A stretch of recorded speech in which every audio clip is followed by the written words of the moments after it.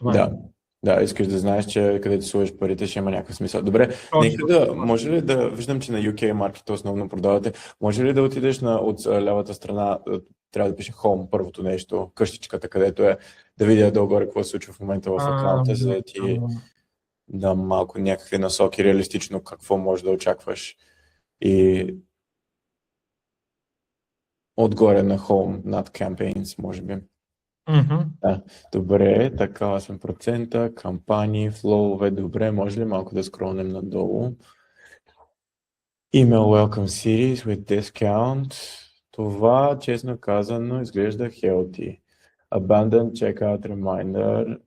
Това също изглежда доста healthy. Browse Abandonment. Никой не е. Това виждаш, че тук е от 16 ноември до 16 декември, така че нали, изглежда може би окей, но ако трябва да върна по някакъв начин нали, тук таймфрейма, може би ще се променят нещата доста драстично. Не знам дали ще би изглеждало доста healthy. Какво е нещо, което те притеснява в момента? Ами, особено когато някой... Имам доста abandoned checkouts, между другото, и самия флоу на abandoned checkout си работи, но не съм успявал да рековерна толкова много от тези abandoned checkouts. Това е нещо, което искам да видя дали мога да подобря по някакъв начин. Дали е, може би, самата структура на имейл копито, което трябва да подобря, да има повече urgency, може би. Това е нещо, което... Добре, може ли да отвориш само Abandon Checkout Flow, за да видим какво се случва в него? 2 часа, така, can receive SMS. Това е от клавио си го гледал най-вероятно. Но, така, skipped 9. Я натисни на първия имейл. Да, този имейл. Така, да, натисни на него. Така, сега, от дясната страна е там, където пише View Details. Би ли натиснал там, моля те? Чакай само, че...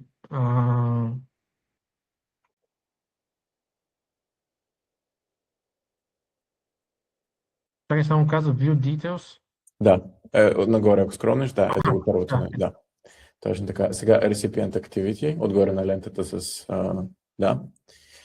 Не Week to Date, не Date Range. Защо не ти дава друг Date Range? Я цъкни на ито да видим какво се случва. Там до Date Range трябва да пише, да. Виждаш ли има една буква И в синьо свети? Какво ти казва? Date for recipients in the waiting status uses. Data for recipients in the waiting status. Да, добре, разбрах. Skipped. Добре, може ли от лявата страна отдолу да отидеш не waiting, ами skipped, последната опция? Да. Така, и сега не week to date, ами дай да видим последните 365 дни, примерно. Да. Така, имаме skipped failed flow filters. Placed order 0 times since starting this flow. Добре, я дай надолу, скрол надолу. Всъщност може ли скрол нагоре, извинявай. Добре. Най-догоре. Така, сега skipped failed flow filters. И я дай дропдаун на това. Failed flow filters. Missing email, invalid email. Как получаваш имейлите на тези хора в момента, които влизат в тези флоуве? Какво се случва? Какъв ти е сетъпа? С поп-ап. Добре, директно в флоу. Влизат в системата и оттам вече, нали, както са направени тези flows, така ги получават.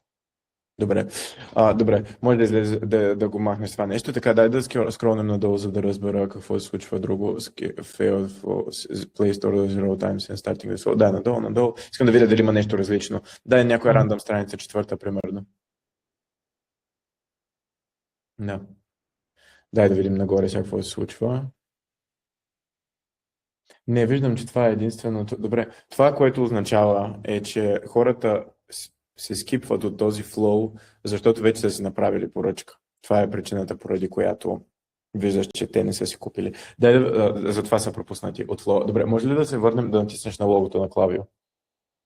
Отгоре, отляво, да. Така, сега. Дай да не е last 7 days, отгоре перформанса, отгоре на лентата, така, дай да е last 90 days, примерно. Да видим какво се случва last 90 days. Така, добре, can receive SMS, то това... Това с SMS, не знам, аз дори не го ползвам, беше нагласено от... Да. Добре. Дай сега само да затворим тези детайли от лявата страна, за да мога да виждам по-добре. Значи, да, това може да го затвориш. Така, тук вече установихме защо хората се пропускат, т.е. те си направили поръчка. През последните 90 дни виждам, че причината, поради която ти имаш малко ревени от този флоу е, че си изпратил на 28 човека, всъщност, които не са си завършили. Той може да си го провериш в Shopify, дали е вярно. 28 човека. Това, което виждам също е, че open rate е само 28%, което съджества, че е възможно имейлите в момента да падат част от тях в спам папката и сега ще ти кажа как да го правиш. Но това означава, че 8 човека са получили този имейл. Дай надолу малко само да скролнем. Ето тук втория имейл, нещата изглеждат доста healthy, в смисъл 30% open rate, искаш поне. Click rate 3,8% е окей. Place order rate 3,8% също е окей. Тоест проблемът, който виждам аз тук е, че просто прекалено малко хора са си изоставили количката и не са си завършили чекаута. Тези метрики могат ли да бъдат по-хелти? Да, обаче първо ти трябва по-голям pool data, с който да работиш, за да можеш да видиш дали оптимизациите, които... Защото тук става въпрос за един човек, който ти е кликнал имейла, нали? А той от 8 човека, я един кликне, я не. В смисъл, може да не е, че твой имейл не е хубав, просто недостатъчно хора са го видяли. Нали, може ли да правиш други A-B тестинг? Да, можеш, но с тези числа, които имаш в момента, аз бих ти казал, че това, което имаш е healthy за сега. Бих вкарал повече време и внимание в това да вкарам повече хора, за да можеш да видиш с повече хора дали метриките са по-зле. Съответно, ако метриките са по-зле, тогава вече да гледаш какво да A-B тестваш и така нататък. Дай само да видим последния имейл в тази автоматизация. Това е супер. 7% click rate и 7% place order rate. Тук виждам, че open rate-овете вече са доста по-добре. Но само 13 човека, а 90 човека са скипнати. Според мен има много скипнати и това ме навежда на мисълта, че просто някъде може би отиват в спам, понеже... Не отиват в спам. Скипват се, нали ти показах току-що до този скипва. Скипва ги, защото тези хора вече са си направили поръчка. Реално хората, които не са си направили поръчка, са тези 13 човека, които са получили този имейл. Това е вече нещо, което искаш да провериш в Shopify. Дали е вярно. С първия имейл обаче, за последните 90 дни. Shopify, ако скролнеш иначе това е супер. Click rate 7% и place order rate 7%, don't touch it. Нашите най-добри клиенти имат такива. Тоест, проблема не е в съдържанието на имейла. Това е което се опитвам да кажа. Дай нагоре, да скролнем до top of the list. Така. Сега, тук виждаш 28 delivered. Нали виждаш? Да. Сравни това число за последните 90 дни с, като свършим този call, в Shopify дали имаш 28 abandoned checkouts in the last 90 days. Ако числото мачва 28, които след това не са приключили, не са приключили чекаут. Ако това число мачва числото, което имаш тук в Клавио, значи няма никакъв ликич никъде. Ако вече виждаш, че не мачва и примерно имаш да речем 100, които хората не са си купили от последните 90 дни, не 100, които от тях, примерно, защото тук тези 114, които ги виждаш отдолу, те са скипнати, защото вече са си плейснали ордер. Но ако виждаш, че имаш 28 abandoned checkouts, които не са конвъртнали, тогава вече ще търсим какъв ликич някъде потенциално би могло да има. Аз мога да ти кажа сега това, което знам, че имам в Shopify като abandoned checkouts, мисля, че са около 45-6, може би около 50, нека да кажем. Нали, това са общо всичките, включваме от може би повече от 90 дни, малко повече от 90 дни. Много е важно обаче да е абсолютно точно date range. В смисъл, за да знаеш дали реално проблема е там. Защото ако около, тогава ние няма как да работим с около датата. В смисъл, не може да ти помага. Тоест, погледни сега тези last 90 days, ако отидеш сега и кликнеш на last 90 days. Погледни какъв date range ти дава, като кликнеш отгоре на last 90 days. на лентата с date range, където ти е. Ти имаш предвид в Klaviyo. Да. Момент само. Чакай. И ето сега той ти пише от 17 септември до 16 декември. Това е date range, който искаш да видиш Shopify. Не един-два дена по-рано, един-два дена по-късно. Конкретно този date range. И сравни числата. Ако видиш, че има някакво discrepancy между тези 28 имейла, които са тук, и abandoned checkouts, които Klaviyo репортира, но това е checkouts, нали? Не cards. Това е важно. Да. Abandoned cart е друг фол, който имаш. Да. Ако видиш, че abandoned checkouts имаш различно число и то се различава не си 1-2, ами примерно, как ти кажеш, 40, това е 50% разминаване, това е сериозно разминаване. Тогава бих те посъветвал да се свържеш с Klaviyo и да ги попиташ какво се случва, защо е така, защото ако е така наистина, това означава, че ти е можело да рекавърнеш поне още един сейл. Нали? В тези последни. Да. Ако е така, със сигурност не са, както ти казах, 40, може би наистина датата е правилна. Само ако гледаме last 90 days, понеже долу-горе знам за какво става въпрос, колко е банда чекаут има, така че може би наистина всичко е окей.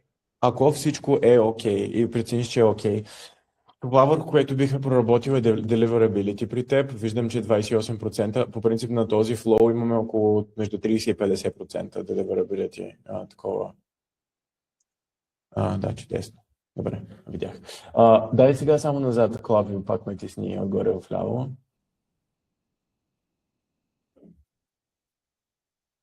Така, сега може ли да влезем в Welcome Series?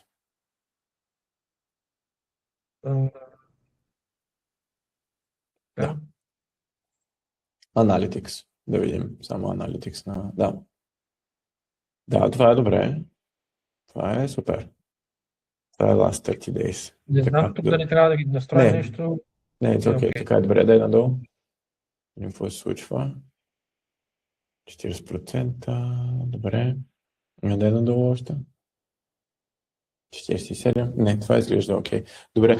Дай да се върнем обратно в Klaviyo. Тук нещата изглеждат healthy. Дай да видим само pop-up формата ти, как изглежда от лявата страна. Ако отидеш на website, отдолу да, sign up forms. 1,8%. Submit rate poor. Я да видим edit, да видя какво се случва. Last 7 days, 2.2k. Edit form горе. В дясно. Черен бутон. С бели букви. Да. Unlock 10% off.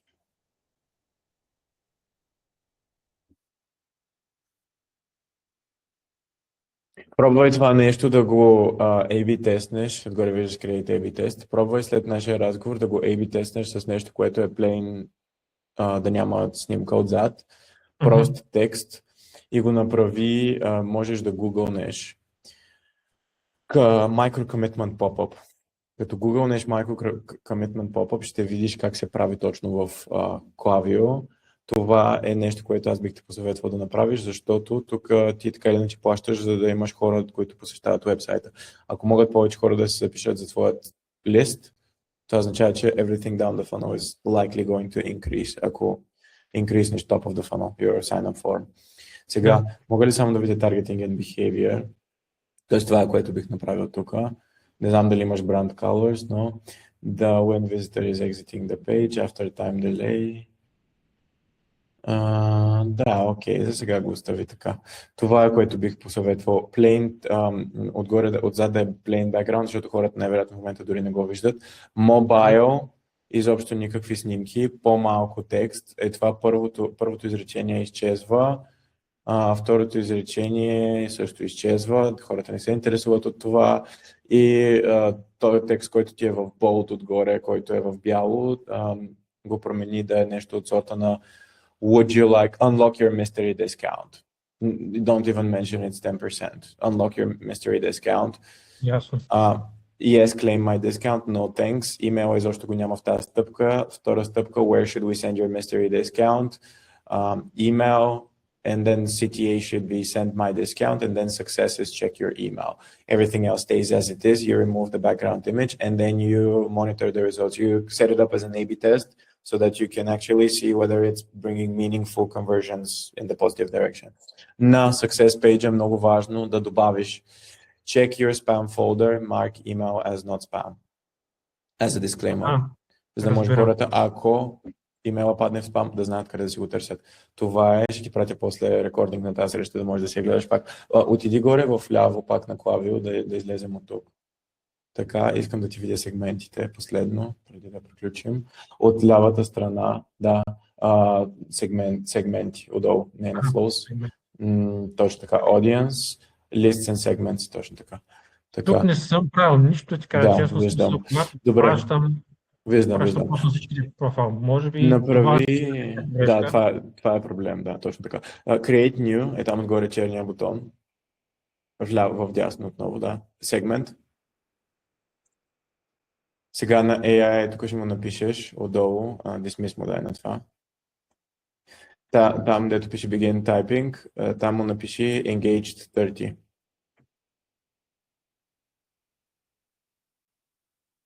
Да, само това.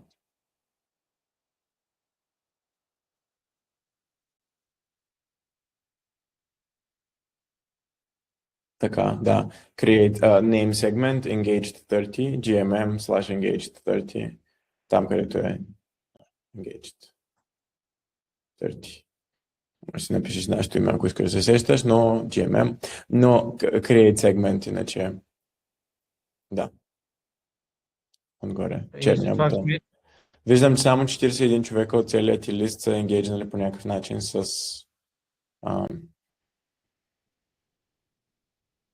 имейлите, които си им изпращал. Сега дай му листен сегмент назад. Отгоре, дето е navigation-а, да. Дай още един сегмент, ще ти създадем.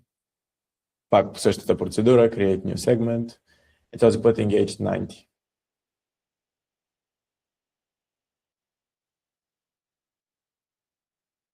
Да. Видя само, сега като ги генерира. Не съм сигурен, че ти генерира правилното нещо. Така, opened email or clicked SMS. Така, and, я чакай да видим, and viewed product, at least. Да видим надолу. Така, надолу. Active at last. Така. And someone can receive email marketing. Да, надолу. Text messaging marketing. Добре, дай нагоре. Е това, където пише and. Му дай да е or. Да, другото отдолу. Това е правилно. Е това му дай or. Така.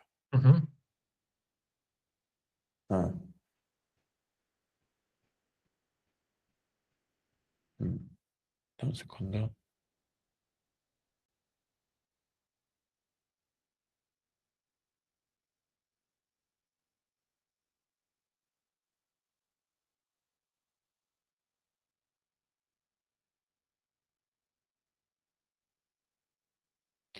Добре, дай му сега create segment.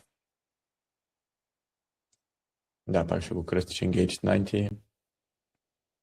Да, дай му сега create segment. И сега единствено, докато това се създава, назад, ако се върнем към сегментите. Така, искам да влезем в този, който е engaged 30. Да, и manage segment. Edit definition. Отгоре до members, да, edit definition. Дай да скронем малко надолу и тук пак да му дадем or, където пише and. Да. Сега update просто, нали? Точно така. Сега, това са хората, които са енгейджвали през последните 30 дена от всичките 500 човека. Ти пращаш на всички, обаче, както виждаш, не всички ти отварят имейлите. Това, което трябва да направиш, когато си изпращаш имейлите, е да пращаш за сега на Engaged 30. Ако видиш, че те ти отварят имейлите, имаш поне между 30 и 40% open rates минимум. Тогава започваш да изпращаш на Engaged 90. Нали, съответно, ако видиш, че на Engaged 90 примерно ти пада под 30%, а пък на Engaged 30 ти е да речем 45%, ще си направиш друг сегмент, както видя, Engaged 60 примерно, ще пробваш с него. И така, докато не започнеш да имаш стабилна репутация, минимум 30% open rates. Даже минимума, който пък Health и минимума, който бих ти препоръчал, минимум 35%. Ако падаш под 35%, има вероятност да започнат да влизат в спам имейлите и следователно да си мислиш, че и автоматизацията не ти работят и така нататък. Пробвай това, което ти дадох като съвети на този кол. Виж как ще ти изглеждат нещата, примерно следващите 4 седмици. Може да ми пишеш един имейл да ми кажеш как вървят нещата и дали има някакво подобрение. Добре. Така ще го направя определено. Да видим дали нещо ще стане и да има малко по-добре резултати, понеже не са чак толкова много профили като customers, но все пак 500 не са малко. Според мен мога да извлека повече, особено от кампаниите, които пращам, които се опитвам да пращам понякога. Да. Просто там виждам, че доста мога да ги подобря или поне така си мисля, ако гледам метриките, които са open rate и click rate. Просто не знам там какво е. Флоуите може би изглеждат окей и това, което ти казваш, флоуите да речем са по-healthy.